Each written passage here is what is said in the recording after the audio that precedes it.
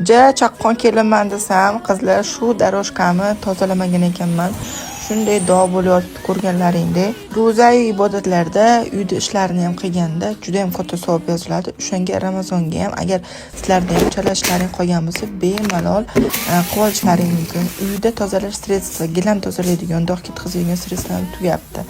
Hayolimga zo'r ideya keldi. Ba'zini reaksiyaga kirgizib shu daroshkami bor dog'larini yo'q qilib tozaladi. Haterlar yugurib keladi, bu bavini hamma joylarga ishlataverasizlar deb. Yo'q, aslida mebel gilamlarga bemalol bavini ishlatsa bo'ladi. Men apparatim borligi uchun shilta qilib yuvdim, lekin sizlar me'yoridan ho'l qilib tozalawsalaring bo'ladi. Ustidan quruq latta bilan artib yuborsalaring bo'ldi. Yana ko'tarib daroshkani quritkani qo'yib qo'ydim, shunaqa qilib. O'zim esa o'g'illarimni zakazlarini qilib, bugungi iftorga keks bilan noshka deyishdi.